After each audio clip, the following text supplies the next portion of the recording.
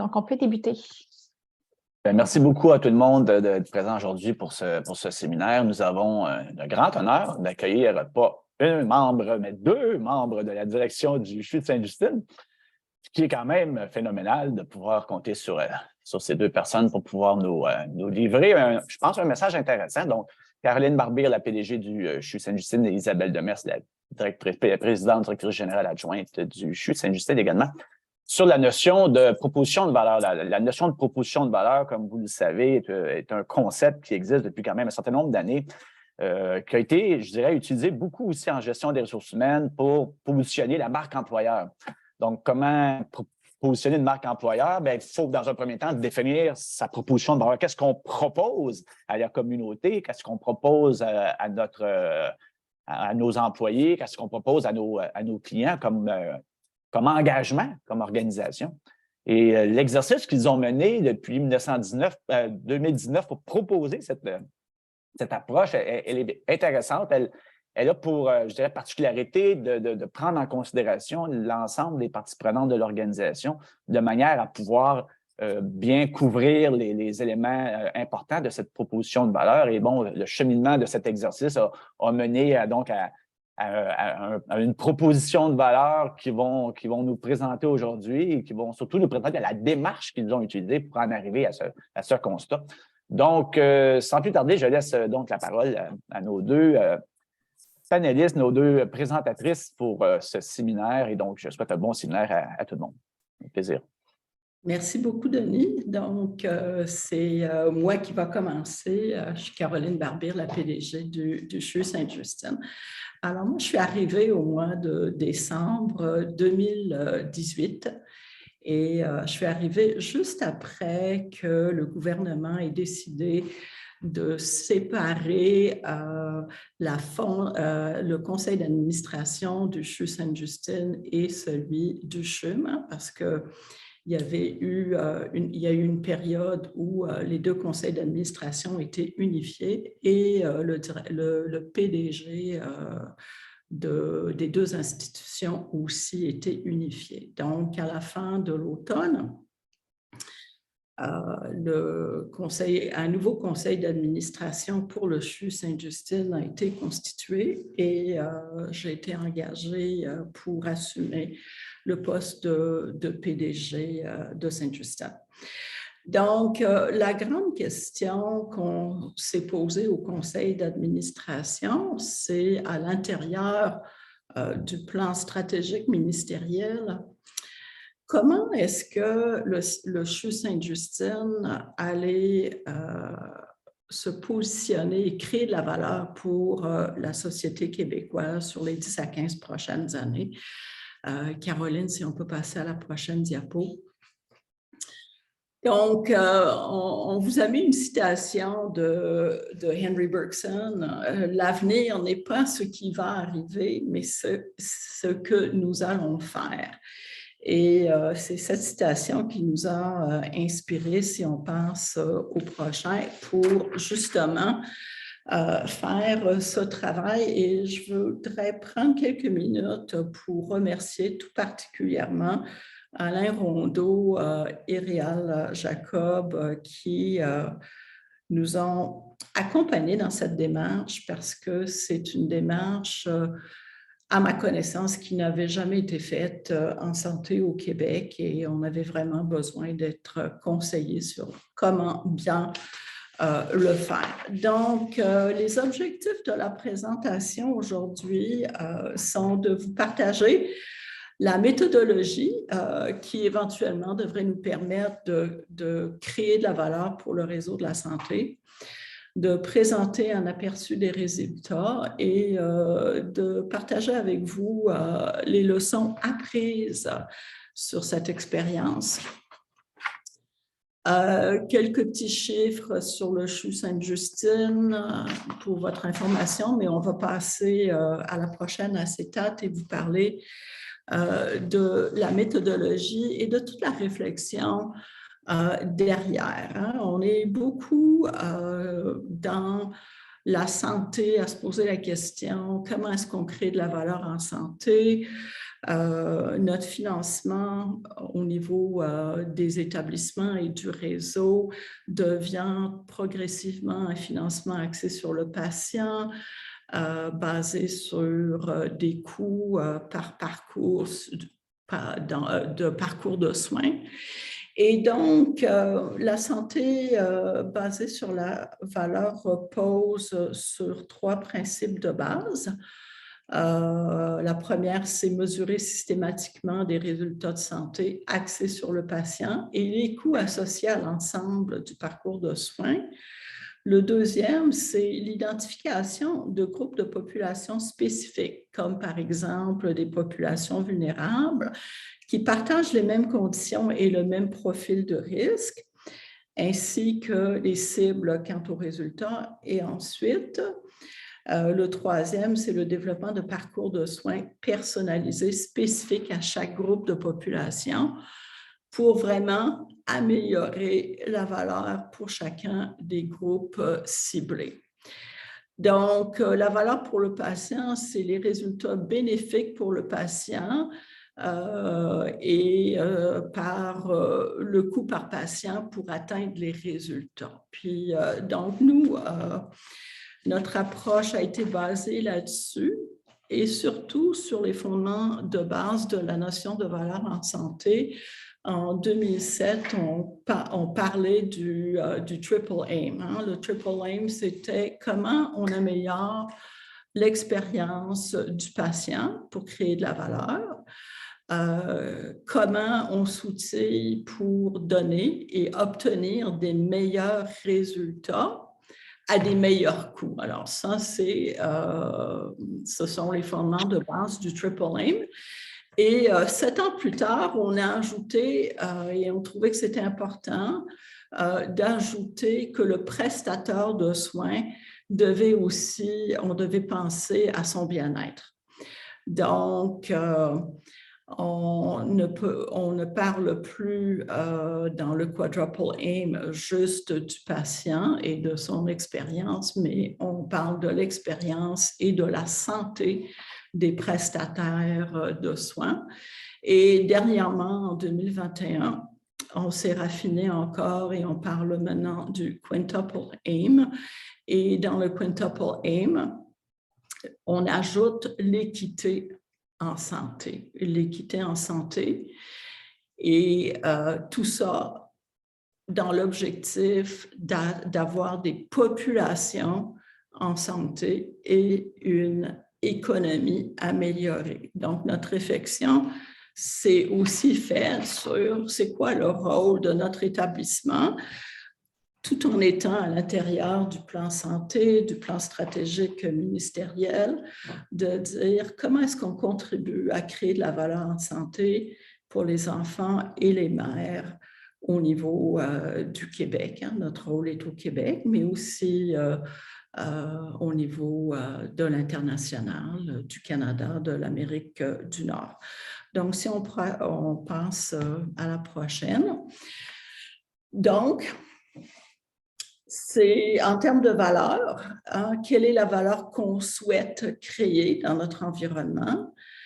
Comment on se positionne au sein de ce réseau québécois qui est le nôtre? Comment on se positionne à l'intérieur de notre réseau canadien international? Et quelles sont les forces qui nous caractérisent et qu'est-ce qu'on aura à développer et quelles sont les capacités ou les capabilities, ça se dit mieux en anglais, là, des capabilities distinctives qu'on va devoir développer pour justement être capable de créer cette valeur qu'on souhaite.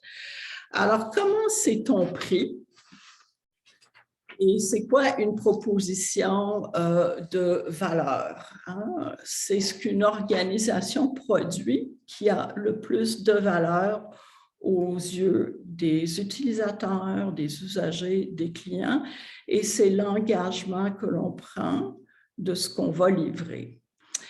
Et ça met de l'avant de ce que l'organisation fait de particulièrement distinctif, ce que l'organisation va faire différemment des autres organisations ayant des offres de services similaires, et donc le développement de capacités et l'articulation d'un leadership à long terme. Donc, ce n'est pas une planification stratégique.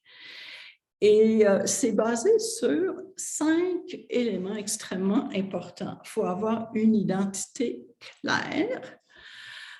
Faut poursuivre l'excellence, hein, donc les organisations qui réussissent à avoir une proposition forte et créer de la valeur ont une identité claire.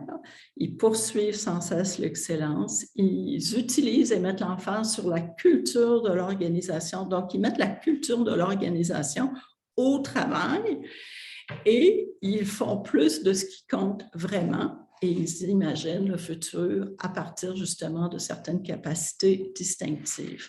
La prochaine. Donc, la démarche, juste un petit peu d'histoire sur le CHU Sainte-Justine, fondé en 1917 par 2 femmes inspirantes et visionnaires, Justine Lacoste-Beaubien et Dr. Irma Levasseur, qui est la première femme francophone médecin au Québec. Et je pense une de 14 femmes médecins de son époque, qui avait décidé qu'il était important de combattre la mortalité infantile au Québec parce que 25% des enfants au Québec mouraient avant l'âge de 2 ans. C'est quand même des statistiques extrêmement troublantes. Donc, ces 2 femmes se sont mises à l'œuvre pour créer le CHU Sainte-Justine et en novembre de cette année, on a célébré les 115 ans de cette institution. Donc, on se hisse sur un héritage et comment a-t-on procédé? Et malheureusement, toute cette démarche a été vraiment interrompue par le COVID. Donc, on aurait probablement pu le faire plus rapidement, mais donc, on a commencé cette réflexion et cette collecte d'informations à la fin de l'été, début de l'automne 2019. Et ça a été la phase 1. La phase 2, c'est qu'on a fait vraiment une analyse très exhaustive à l'hiver 2019 et 2020, donc des rencontres avec, on avait mis en place un comité d'orientation, on avait mis en place aussi un comité de stage externe à l'organisation pour valider nos réflexions, nos stratégies, pour qu'il n'y ait pas un biais de modèle mental. Et donc, pour vraiment nous challenger sur des affirmations ou sur la vision. Ensuite, on a créé à l'été 2021, on a fait la phase 3, qui a été quand même une phase intense parce qu'on a continué à rencontrer nos comités. On a fait aussi des balisages internes, externes. La phase 4 à l'automne 2021, alors vous voyez que c'était un petit peu entre toutes les vagues du COVID. Et on a créé des groupes de réflexion dont on va vous parler. Et ensuite de ça, on s'est mis à écrire la proposition de valeur et maintenant, on est en train de le traduire en plan d'action. Donc, si on pense au prochain, donc comment est-ce qu'on a fait la collecte de données? On a fait vraiment énormément d'entrevues avec les établissements partenaires du réseau, le ministère, l'Université de Montréal, le Centre d'expertise en partenariat patient. On a interviewé nos grands donateurs, les organismes communautaires avec qui nous travaillons. Nos employés, moi, j'ai fait des tournées d'employés, on a fait donc des tournées thématiques, des entrevues avec l'équipe de direction, les chefs de département, les présidents des différents conseils cliniques. On a fait aussi des ateliers de consultation interactifs avec différents groupes à l'interne. On a fait des sondages auprès des gestionnaires après la première vague de COVID. On a fait un énorme balisage des grandes tendances. Donc, toute cette recension des grandes tendances des hôpitaux pédiatriques et mères-enfants qui a été fait par l'équipe de recherche du pôle santé. Et on a analysé des centaines et des centaines de documents internes, externes, pour justement être capable de se faire une tête, que ce soit au niveau des tendances des autres établissements, des livres blancs, des codes d'éthique, des rapports d'agrément. Donc, tout ça nous a mené aussi à vraiment regarder le futur des hôpitaux pédiatriques et mères-enfants, donc tout ce benchmark d'hôpitaux à l'international pour identifier des initiatives prometteurs, qu'est-ce qu'ils ont entrepris, où est-ce qu'ils s'en vont, qu'est-ce qu'ils font en recherche, qu'est-ce qu'ils font en enseignement. Et donc, toute cette information, c'est quoi les technologies innovantes, tout ce qui se fait au niveau de la recherche, de la gestion, et tout ça a été codé et croisé pour qu'on puisse le rendre en état pour l'utiliser. Hein. Donc, on a fait quand même une distillation de toute cette information. Donc, nos partenaires externes, par exemple, c'est tous les CIS et les CIUS de Montréal, ceux qui travaillent avec nous au niveau de l'Université de Montréal. Hein, et les établissements sont regroupés par réseau universitaire intégré. Donc, ceux-là aussi, mais aussi les autres CHU qui ont des mentors mères-enfants à travers la province. Et Isabelle, je te passe la parole pour la portion interne. Oui, bonjour à tous. Merci d'être parmi nous ce midi. Donc, peut-être j'y vais là, avec les résultats de l'ensemble des ateliers, tant externes qu'internes. La prochaine, s'il vous plaît. Donc, ce qui ressort, puis je pense que ceux qui connaissent Sainte-Justine, vous ne serez pas surpris dans les forces, ce que le CHU Sainte-Justine fait de bien. Milieu d'excellence dans ses différentes missions, donc soins, enseignement, recherche, générateur de savoir d'expertise, l'offre de services surspécialisés et complémentaires au réseau. Vous allez voir qu'il y a un pendant au niveau des défis et des opportunités dans celui-là. Aussi, on nous reconnaît une bonne collaboration avec les équipes médicales à l'échelle provinciale. Donc, ce qu'on nous rapporte, c'est que, notamment au niveau des équipes médicales, la connexion, elle est bonne lorsqu'on connaît quelqu'un et qu'on peut avoir un échange avec les équipes médicales spécialisées du CHU Sainte-Justine, c'est très, très aidant. Puis, on nous reconnaît aussi le rôle de coordination réseau, qui à l'époque était le centre de coordination là, en périnatalité du Québec, qui plus récemment nous a été reconnu aussi pour le volet pédiatrique, notamment la gestion des lits aux soins intensifs. Donc, c'est les éléments qui nous sont reconnus. Ensuite, on a mixé là, les défis et les opportunités. Donc, dans les défis et les opportunités, on a de clarifier et faire connaître le niveau de soins par rapport à ceux des autres centres. Et ça, c'est un excellent point qu'on a vu, notamment dans la crise pédiatrique plus récente. Comment on nous réfère une très, très bonne collaboration, mais comment on peut s'assurer d'avoir les cas tertiaires et quaternaires qui sont référés et comment on outille même les partenaires du réseau dans des cas qui seraient davantage de niveau secondaire, par exemple, ou primaire. Ensuite, on nous donne le défi d'être le porte-étendard de la cause pédiatrique au Québec, ce que vous allez voir que nous, on a traduit dans la proposition de valeur ou dans l'ambition comme le rôle sociétal de Sainte-Justine.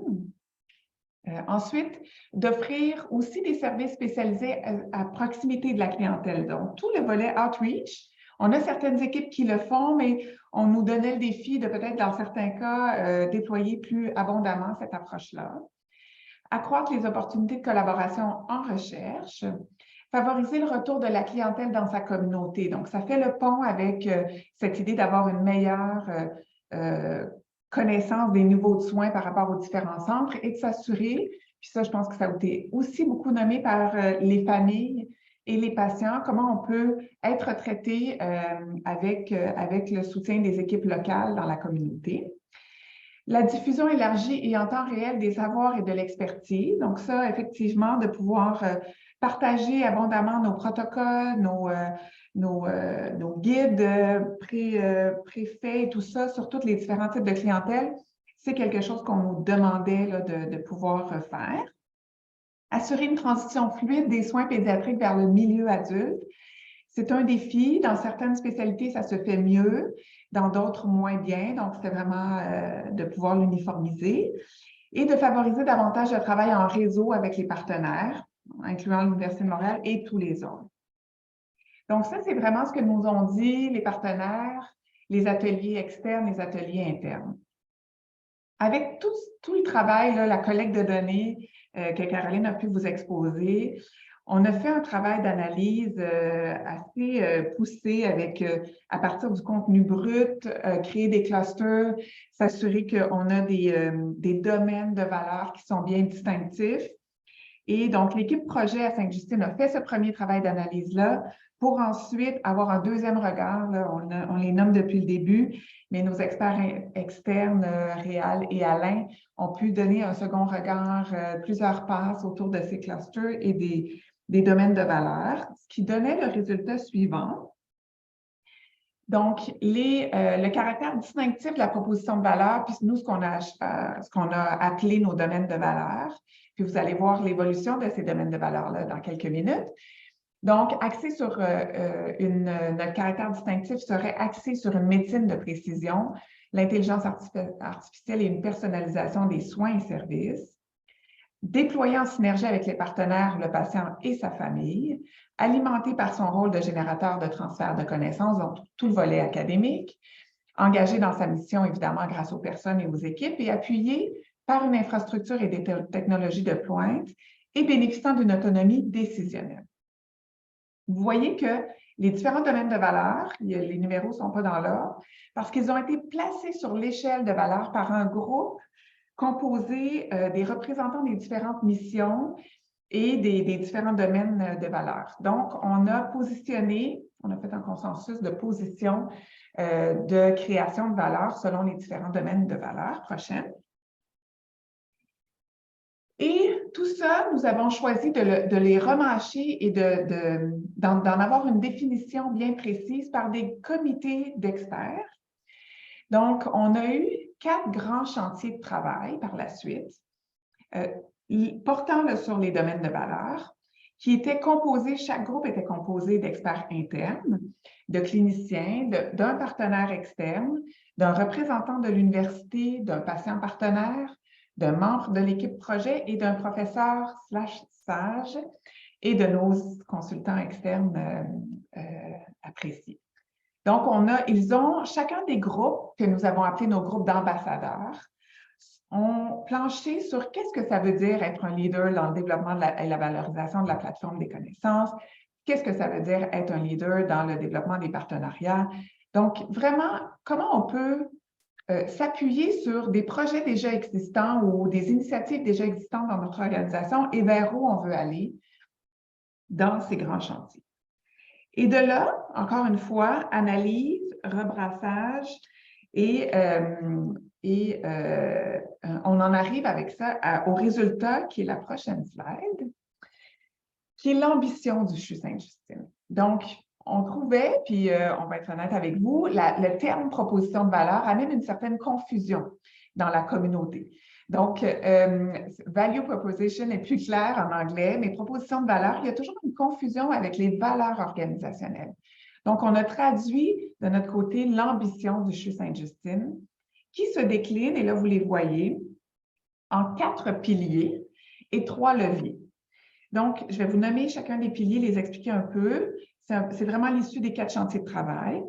Donc, le premier pilier, c'est que notre ambition est d'aller vraiment, de propulser la santé de précision Donc, de transformer les soins et services pour les mères et les enfants du Québec, donc les soins et services spécialisés et sous-spécialisés, via ce qu'on appelle de nos jours la santé de précision. Donc, autant via des initiatives de recherche qui nous amèneraient vers cette santé de précision, mais aussi dans les traitements pour les enfants et les mères.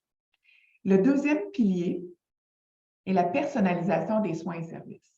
La personnalisation, ça va au-delà de l'humanisation et de l'accompagnement des familles, mais c'est aussi vraiment de s'appuyer sur les savoirs expérientiels de nos intervenants, des partenaires, mais aussi des familles pour offrir aux patients une expérience vraiment personnalisée. Et ça inclut évidemment à l'interne et à l'externe de l'organisation. Et là, ça m'amène sur le troisième pilier, qui est, vous en douterez, Sainte-Justine ne se réalise certainement pas seule, mais en partenariat avec les partenaires, mais aussi les patients et les familles. Ils ont été très présents dans notre démarche.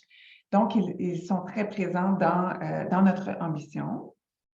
Et le quatrième pilier, évidemment, c'est les activités académiques. Donc, comment on intègre davantage nos activités académiques à tout le volet, à toute la mission de soins.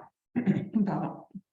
Donc, on parle évidemment là, de partenariat de recherche, de parcours d'apprentissage amélioré pour tous les étudiants qui passent au sein du CHU Sainte-Justine, de gestion des connaissances, de transfert des connaissances. Donc, c'est toutes ces sphères académiques qui se retrouvent dans ce pilier numéro 4. Les 3 leviers qui viennent soutenir les 4 piliers ne sont pas de la haute voltige. Vous allez certainement ne pas être surpris de reconnaître ces 3 leviers, mais ils sont indispensables et nous permettent de réaliser cette ambition. Donc, le premier étant évidemment nos personnes, donc comme le mentionnait Caroline, là, la reconnaissance que l'engagement des personnes et des équipes sont au cœur de la réalisation d'une ambition comme celle-là. Donc, avec tout ce qui est valorisation de nos employés, mais aussi le développement personnalisé de ces équipes. L'infrastructure et technologie de pointe, ça va au-delà des technologies, évidemment, de recherche, mais aussi en soutien tant aux familles qu'aux employés. On voudrait des technologies qui sont en soutien à ce niveau-là. Et le troisième est la gouvernance agile, éthique et responsable.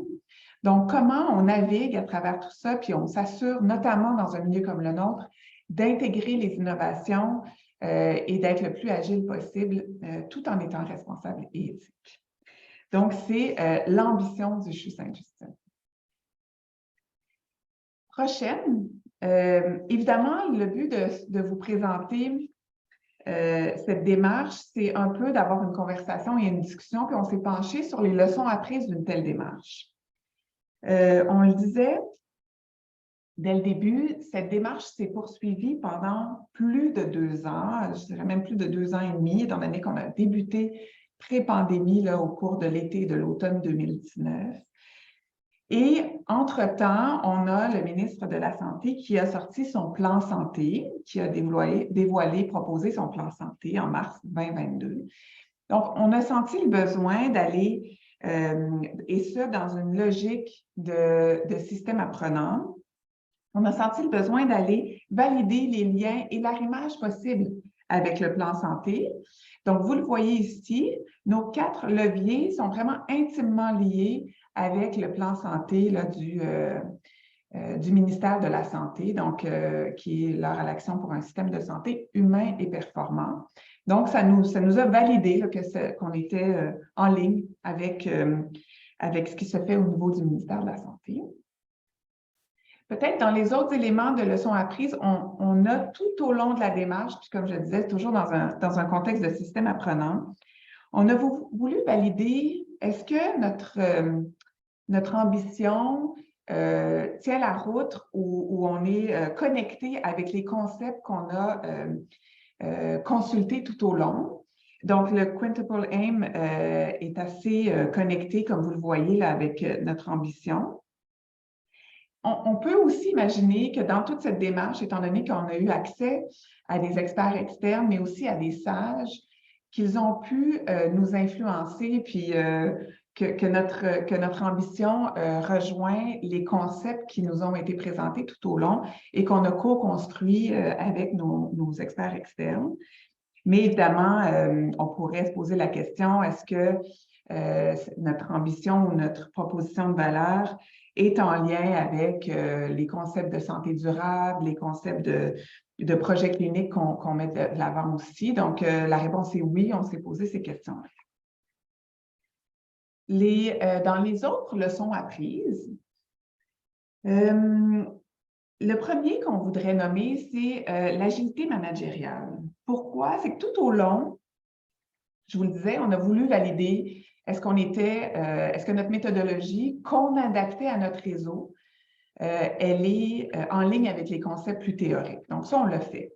L'autre chose, c'est qu'on l'a co-construit. On est très certainement, là, puis vous l'avez vu, ça a été quand même assez long, mais avec nos experts externes, on ne voyait pas toujours venir les prochaines étapes. Eux les avaient plus en tête que nous, mais on a co-construit, étant donné que notre système est complexe, qu'on se faisait challenger par nos sages. Donc, tout ça a été un mode très, très participatif et on a beaucoup appris dans cette démarche-là. Ça fait partie de l'agilité, l'ADN du CHU, d'être agile, de s'ajuster, mais en plus, puis Caroline le disait au début, c'est aussi une organisation on cherchait une façon de mieux intégrer les innovations au quotidien. Donc, ça fait partie là, de notre stratégie ici. C'est aussi un de nos leviers, comme vous l'avez vu. L'autre point dans nos leçons apprises qu'on tient à mentionner, c'est qu'on a fait ces démarches à l'aide de nos capacités internes et on a fait le choix. Donc, puis concrètement, on aurait pu prendre un consultant externe et faire cette démarche. On a fait le choix de développer nos capacités internes à travers cette démarche.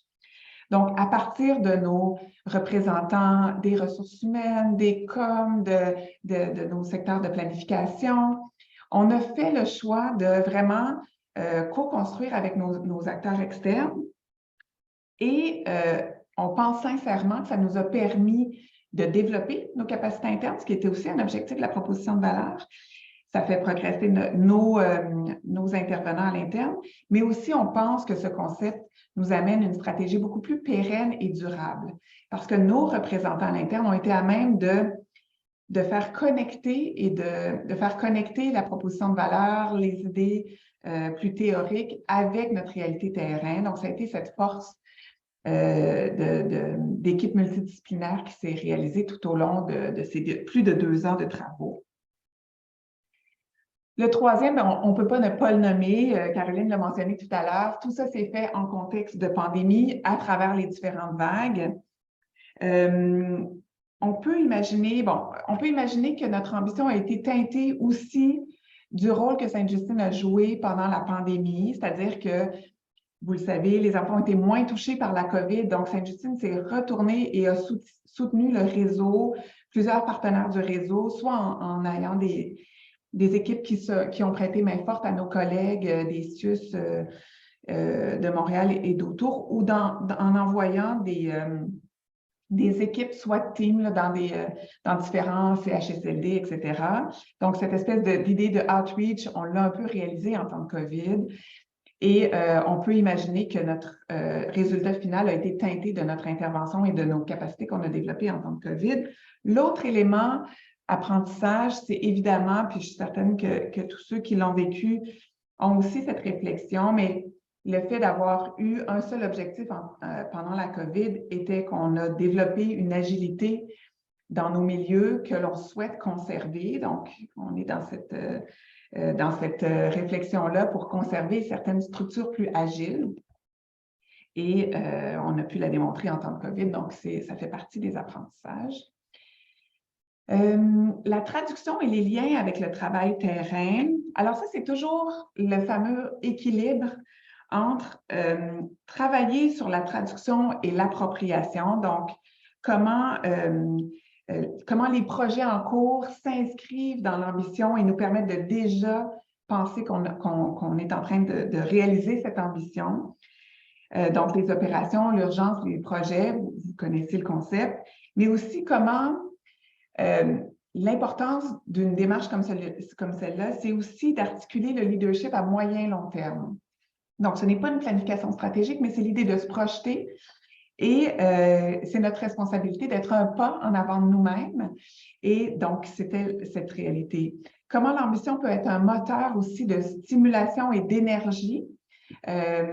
Puis on le réalise, Caroline et moi, on se promène un peu dans les équipes actuellement pour présenter l'ambition.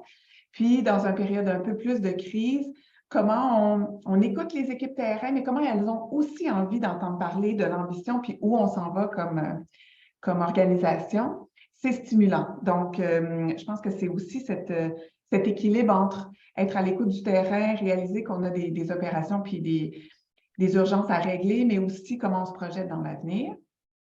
Puis le dernier, bien, le rythme.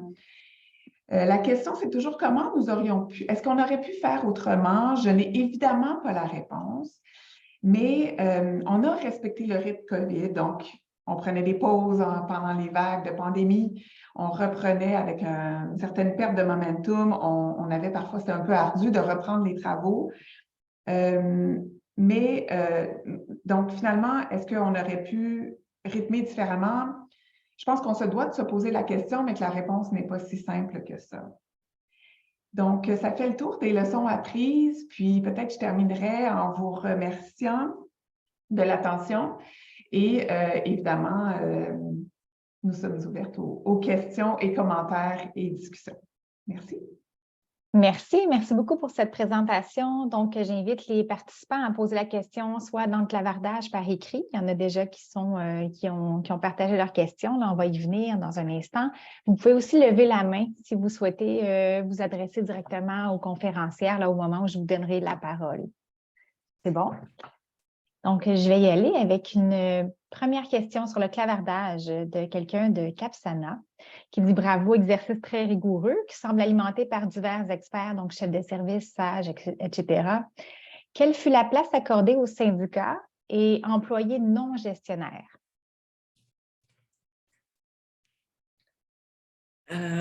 Bon, alors les employés étaient présents, les syndicats étaient présents aussi, hein, parce qu'ils ont été aussi alimentés tout au long de la démarche, au même titre qu'on alimentait nos conseils cliniques, hein, parce que ce sont des partenaires extrêmement importants. Donc, c'est sûr que dans les équipes d'ambassadeurs ou des équipes de travail sur les domaines de valeur, les employés, les gestionnaires, les patients partenaires, tout le monde était présent. Donc, les syndicats n'étaient pas représentés à titre de syndicats. Les représentants syndicaux n'étaient pas là, mais les employés étaient présents. Hein? Donc, on voulait vraiment s'assurer que toutes les parties prenantes, internes et externes, était vraiment très présent autour de cette analyse des domaines de valeur qui pour nous était très importante. Et je me souviens des discussions qu'on avait autour de la table au comité d'orientation. C'est que traditionnellement, on me disait que CHU Sainte-Justine voulait faire beaucoup de choses. Et des fois, on prenait trop de choses à faire. Et donc, disons que quand on a trop d'objectifs, bien, ça prend plus de temps de les réaliser. Alors, l'idée, c'était de se dire comment on arrive à focusser sur les choses véritablement importantes avec la participation de l'ensemble de la communauté. Alors, juste vous mentionner que Isabelle et moi, on est en train de faire toutes nos rencontres avec nos partenaires externes pour leur donner un peu un aperçu de leur contribution à l'ambition du CHU Sainte-Justine, ce qui va nous mener aussi à établir des nouvelles bases de partenariat dans les années à venir. Je ne sais pas, Isabelle, si tu veux rajouter quelque chose là-dessus. Non, en fait, le timing est excellent. On rencontre nos partenaires, puis on a un défi en pédiatrie actuellement qui nous amène à déjà se propulser sur cette stratégie de partenariat qui est un de nos piliers importants. Donc, c'est naturel, non? Tout à fait, j'ai pas d'autre chose à ajouter. Merci. Je vais y aller dans l'ordre. Je vais poursuivre avec une deuxième question de clavardage avant de retourner vers Denis. Donc, la deuxième question est de Carole Bordès qui demande, qui dit en fait excellente présentation et démarche inspirante. Comment arrimez-vous le tout avec la planification stratégique? Oui, alors effectivement, comme Isabelle vous l'a mentionné, c'est qu'on s'est assuré tout au long de notre démarche de vraiment faire les liens avec le plan stratégique ministériel. Et quand ce plan stratégique a été, le plan est devenu le plan santé, hein, s'est transformé pour devenir le plan santé. On s'est assuré aussi hein, de s'assurer que la trame de fond était respectée. Il faut comprendre aussi que dans les établissements surspécialisés, le plan stratégique et ministériel nous concerne de façon très générale. Hein? Donc, ce sont des objectifs qui concernent tout le monde, mais au niveau de certains objectifs extrêmement spécialisés ou spécifiques, c'est à nous aussi de donner une certaine définition de rôle. Donc, je pense que la synergie entre les deux est très importante et nous, on doit s'inscrire dans le plan stratégique ministériel absolument. Oui, peut-être en complément, Madame Bordès, c'est que les établissements de santé ne font pas de planification stratégique. Donc, on s'inscrit dans la planification stratégique du ministère, d'où le lien qui a été fait dans notre démarche avec le plan santé qui devient une forme de plan stratégique du ministère de la Santé. Et il faut aussi mentionner que notre entente de gestion est basée sur le plan stratégique hein, du réseau de la santé. Merci. Denis Chenevert. Ouais, je vais au moins me garder le privilège de poser une question en tant que directeur du pôle santé. Et puis, j'ai trouvé très intéressant votre présentation et je me dis, bon, on a une vision de cette notion de valeur, qui est une vision, je dirais, quand même assez de haut niveau. De façon opérationnelle, comment vous définissez la notion de valeur et comment vous la mesurez? On sait que de plus en plus, on essaie de changer de paradigme dans le système de santé pour un paradigme orienté sur la création de valeur plutôt que la réduction des coûts, le paradigme traditionnel sur lequel on a fonctionné pendant 15-20 ans. Mais comment capter cette valeur, comment la capter, comment la mesurer pour savoir si finalement, au bout du compte, les nouvelles trajectoires de soins, les nouveaux modes de fonctionnement créent de la valeur? Et donc, comment la définir et comment la mesurer? Donc, je sais que la question n'est peut-être pas évidente, mais j'aimerais voir au niveau opérationnel si cette réflexion-là a été menée là, à Sainte-Justine. Oui, d'ailleurs, on est en train de réfléchir beaucoup là-dessus et je dirais que le meilleur exemple à ce stade-ci, ce serait qu'on puisse regarder l'effet du projet Agirto. Hein? Agirto, certains d'entre vous ont entendu parler, c'est un projet qui vise à identifier les difficultés de développement chez les enfants de 0 à 5 ans à travers le Québec. Hein? Alors, ça se fait directement par les établissements au Québec. C'est basé sur des recherches qui sont issues du CHU Sainte-Justine, qui ont été soutenues par des contributions de la Fondation et qui, depuis 18 mois, a commencé à être implanté au Québec. Alors, ce dépistage précoce des difficultés de développement des enfants doit conduire éventuellement, bien sûr, hein, l'idée, c'est pas juste de les dépister, mais de traduire ça en action pour soutenir le développement de ces enfants. Hein? Donc, de regarder comment on est capable, ceux qui ont des problèmes de langage, comment les aider à développer de plus grandes capacités.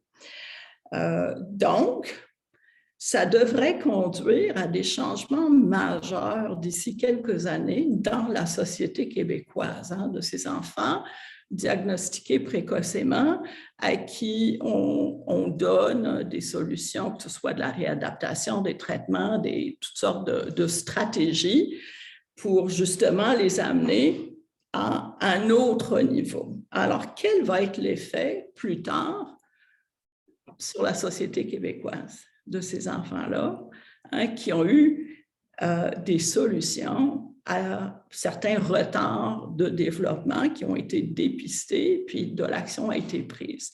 Alors, ça, c'est un projet qui va devoir être mesuré. On va devoir regarder quelles vont être les conséquences sur l'école, l'apprentissage. Ces enfants-là vont aller probablement à l'université, vont atterrir sur le milieu de travail. Ça va être quoi, tout cet effet-là, sur l'ensemble de la société québécoise à travers les années? Alors, on va devoir regarder comment est-ce qu'on mesure ça. Peut-être que vous allez pouvoir nous aider. Peut-être en complément, Caroline, on a aussi fait, c'est vrai que c'est au niveau stratégique, mais on a aussi fait l'exercice de cohérence avec l'implantation de nos valeurs organisationnelles, notre projet clinique, les projets des départements, donc tout ce qui est déjà en cours et qui est déjà mesuré. Donc, je voyais dans le chat aussi, notre système de gestion de la performance est déjà actif dans nos différents projets, dans nos trajectoires, ce qui fait que ça alimente le volet stratégique. Donc, ça a été vraiment dans les deux, ça a alimenté dans les deux niveaux, je dirais. Donc, les indicateurs de résultats et de processus sont déjà présents dans les projets qui sont et à développer dans ceux que nous développerons dans notre ambition future. Merci. Merci beaucoup. Je retourne dans le clavardage, une question d'Elisabeth Côté-Boileau qui dit, en fait, qui vous remercie et qui dit que selon vous, ça a été quoi les principaux facteurs qui ont facilité la démarche, puis les principales barrières aussi dans votre démarche? Wow, ben, la plus grosse barrière, ça a été le COVID. On comprend. Qu'est-ce qui a été facilitant? Pendant que je réfléchis, peut-être... Moi, j'en ai un. Oui, vas-y. Je trouve que moi, j'ai été fascinée à quel point on a eu des experts internes, quand je disais nos ambassadeurs, là, intéressés à réfléchir à ces questions-là. Donc, on se dit souvent que les gens vont être pris dans les opérations, dans leurs projets, dans leurs urgences, mais ils se sont libérés du temps et une disponibilité d'esprit pour réfléchir à ces questions-là. Vous voyez qu'il y avait un intérêt, un appétit de nos experts internes et externes là, à s'engager dans cette vision pour le CHU. Donc ça a vraiment été un facteur facilitant. On n'a pas forcé les gens. Là. Ils ont été présents, disponibles et volontaires. Oui, effectivement, je suis d'accord avec toi, Isabelle. Je pense aussi... notre mise en garde à l'interne, hein, ça a été aussi d'éviter de susciter du cynisme. Ma grande préoccupation là-dedans, surtout dans la situation actuelle du réseau de la santé, la situation des difficultés avec le COVID, la pénurie de personnel, les absences, c'est comment, avec un projet comme celui-là, on l'implante sans susciter du cynisme de la part de nos employés. Donc, comment... Et ça, c'est vraiment extrêmement... ça se joue quasiment en fonction de la journée où Isabelle et moi, on fait la présentation et on est capable de mesurer le climat de l'équipe cette journée-là.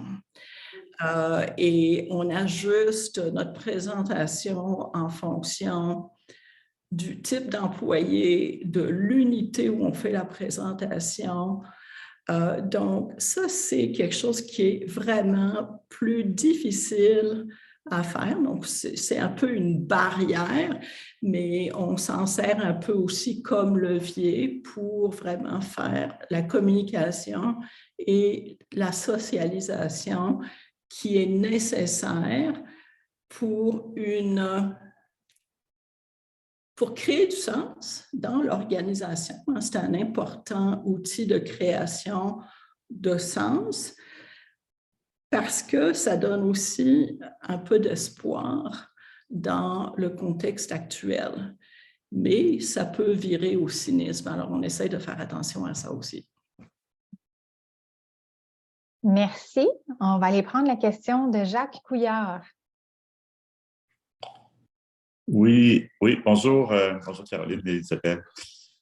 Merci vraiment pour cette présentation-là, c'est très, très intéressant. Puis je me permets une petite aparté parce qu'Isabelle a mentionné le temps de la COVID, vous avez été venir en aide à nous, les autres du réseau qui étaient au prix dans la tempête. Et puis, je veux encore vous remercier, puis ça a été absolument extraordinaire ce que vous avez fait.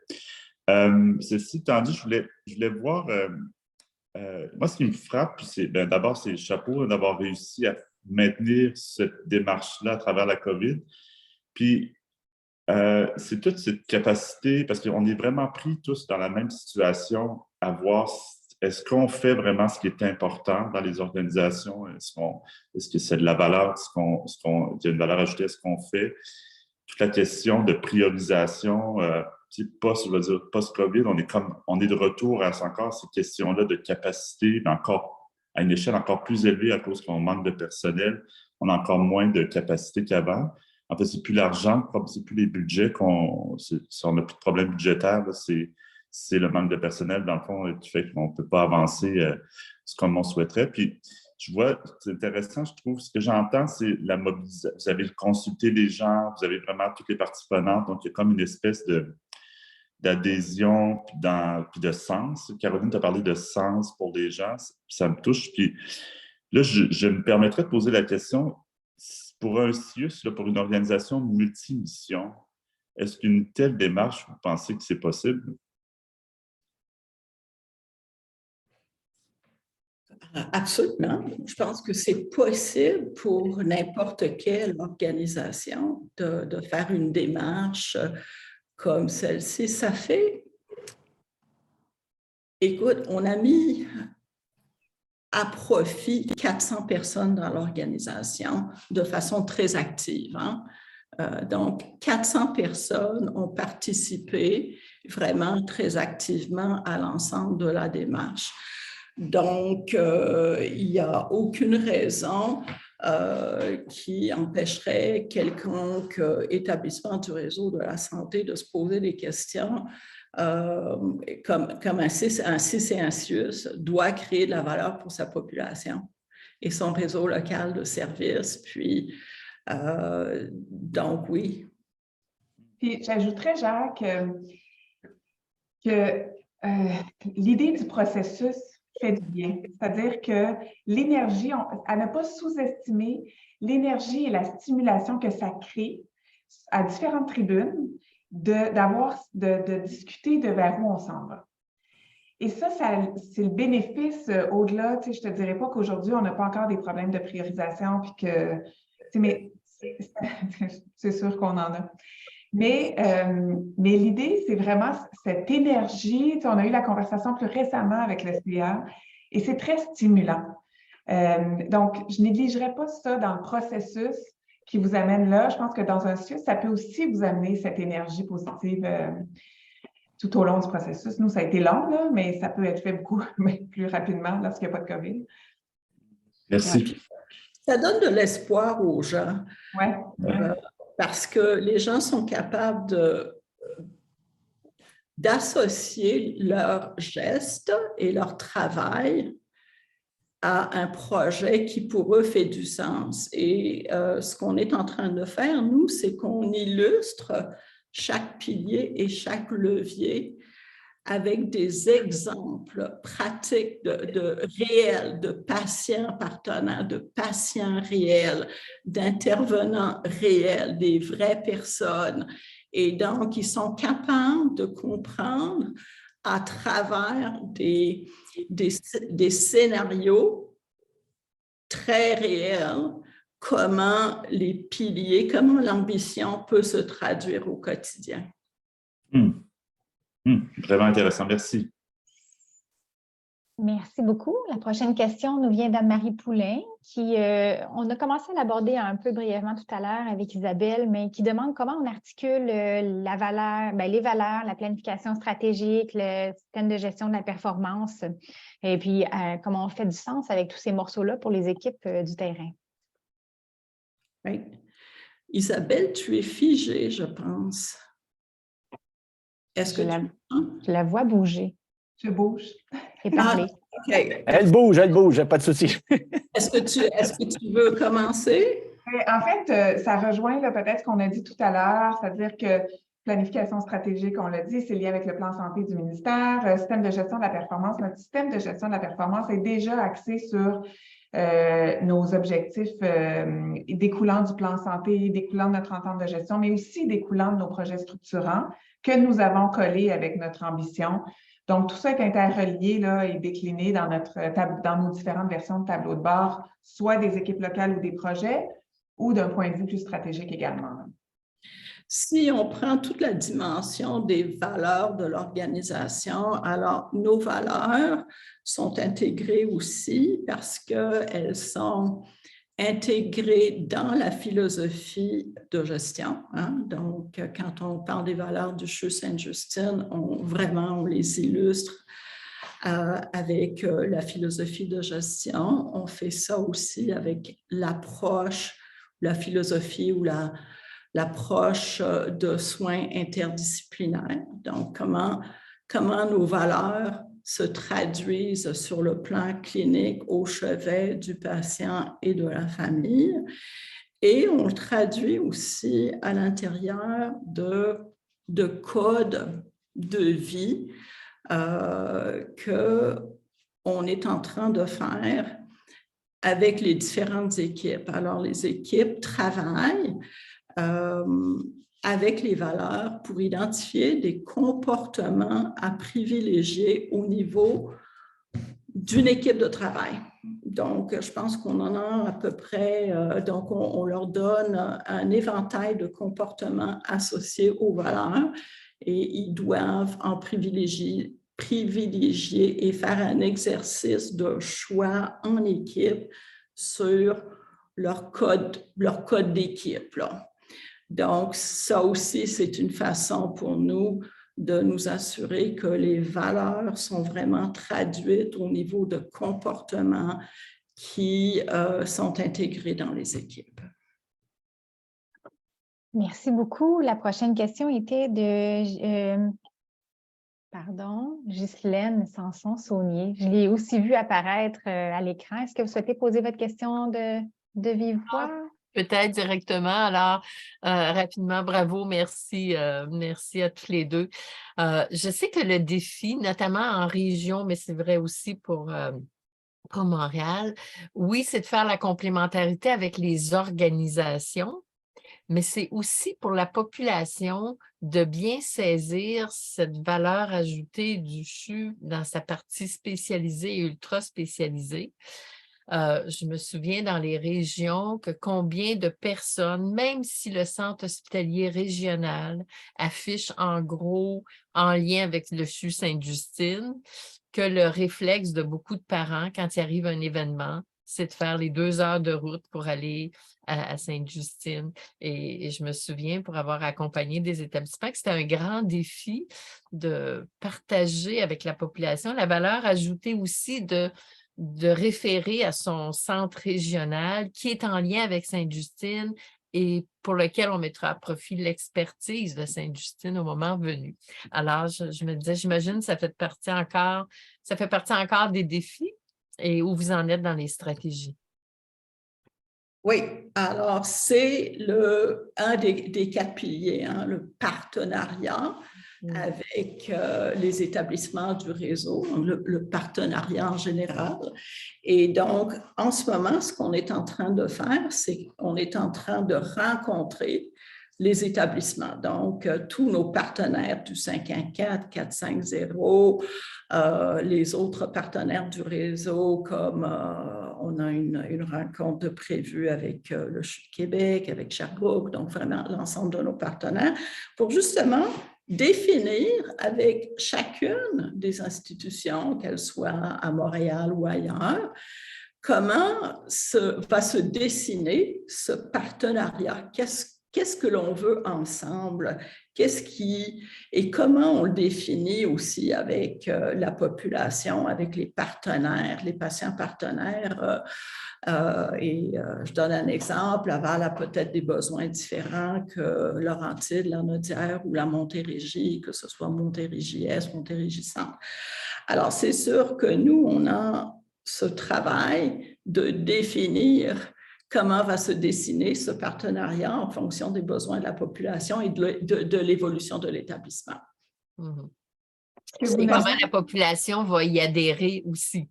Oui, exactement. Et c'est pas simple. Hein? C'est un changement de paradigme. Oui, c'est un changement de paradigme. Donc, c'est pas pour rien qu'on l'a mis dans notre ambition. Ce que vous nommez existe encore. On est en lien avec les différents milieux. C'est à géométrie variable, mais c'est notre défi des prochaines années. J'irai peut-être pour la dernière question dans le clavardage avant de repasser la parole à Denis. La question est d'Eliane Favreau qui demande comment vous avez procédé pour recruter les ambassadeurs à l'interne, puis c'était quoi le mandat que vous leur avez donné? Vas-y, Isabelle, tu as fait partie du comité. Oui, les ambassadeurs, ça a été un mix, je dirais. On les a, soit c'était des gens qu'on reconnaissait leur valeur déjà et qui se prononçaient abondamment sur certains sujets, notamment la santé de précision, les partenariats. Puis, on est aussi passé par les voies officielles pour avoir des représentants. Donc, c'était l'idée d'avoir des ambassadeurs représentants des différents, soit départements, alors des conseils cliniques, des secteurs professionnels, des partenariats patients, comme je disais, là, du bureau du partenariat patient. Puis de l'externe, on a demandé des représentants officiels ou des représentants avec ce champ d'intérêt. Donc, ça a été vraiment un mix de stratégies pour arriver à des groupes les plus représentatifs et intéressants. Merci. Denis, je ne sais pas si c'est une nouvelle main, une vieille main. Dans tous les cas, je te laisse la parole. C'est une nouvelle main. J'en profite. C'est rare, j'ai la chance d'avoir deux membres de la direction du CHU de Sainte-Justine au même moment. Donc, j'essaie d'en profiter. Désolé que je prends l'avantage. Mais j'ai un commentaire et une question. Un commentaire, je pense qu'il est important de comprendre que la démarche de toute forme de transformation est aussi importante en termes de création de valeur que le résultat final. Je pense que souvent, on a tendance à focusser beaucoup sur le résultat en pensant que c'est lui qui va créer l'ensemble de la valeur du processus, alors que la démarche va créer énormément de valeur. Et donc, il faut faire bien attention à cette réflexion-là. En stratégie, on le voit souvent, là, bon, j'enseigne la stratégie, et on sait très bien que le plan stratégique en lui-même est souvent moins important que la réflexion qui a été faite pour y arriver. Et donc, c'est dans la même logique, là, finalement, je pense qu'il faut réfléchir. Ma question, c'est que vous avez parlé beaucoup de la période pandémique, de la COVID, et des éléments d'apprentissage qui ont été réalisés. Je sais que des études sont faites présentement en France sur les établissements de santé. Et ce qu'on s'aperçoit, c'est que dans bien des cas, les établissements de santé sont revenus à l'état pré-pandémique en termes de prise de décision, de pratique et de mode de fonctionnement. C'est comme si on avait oublié les apprentissages réalisés. Comment vous allez, en tout cas, qu'est-ce que vous pensez faire pour vous assurer de capter et de cristalliser ces apprentissages de manière à ce qu'on ne retourne pas finalement où ce qu'on était avant la crise? Donc, c'est ma question. Le gros de l'apprentissage de la pandémie, hein, ça a été beaucoup tout ce travail d'équipe réseau. Ça, c'est le grand apprentissage, hein, qu'on est un système, hein, puis qu'on doit penser en système. Alors, il y a eu, je me souviendrai toujours de la première vague de la pandémie, et puis ce qu'on a fait à la deuxième vague et suivante, c'est qu'on avait fait des gros apprentissages de l'importance de la gestion d'un système de santé. Donc, effectivement, c'est toujours plus facile de travailler tout seul. Hein? C'est ça le réflexe, c'est que c'est moins complexe de travailler tout seul. Et c'est déjà complexe de travailler tout seul. Alors, quand on ajoute beaucoup de partenaires autour d'une table pour trouver des solutions systémiques, ben, c'est très complexe. Mais je pense qu'au Québec, je vois l'exemple récemment avec toute la crise qu'on a vécue depuis les derniers mois au niveau de la pédiatrie et des besoins des enfants, puis le virus respiratoire syncytial, toujours en temps COVID, l'influenza qui s'en vient. Et puis, on a levé la main, mais on a eu un retour d'ascenseur. Nous, on a aidé les établissements durant le COVID parce que oui, la pédiatrie était moins occupée. Mais je peux vous dire que quand on a levé la main pour dire que nous, on avait besoin d'aide, nos partenaires du réseau sont autour de la table. Donc, je pense que c'est un bon signe.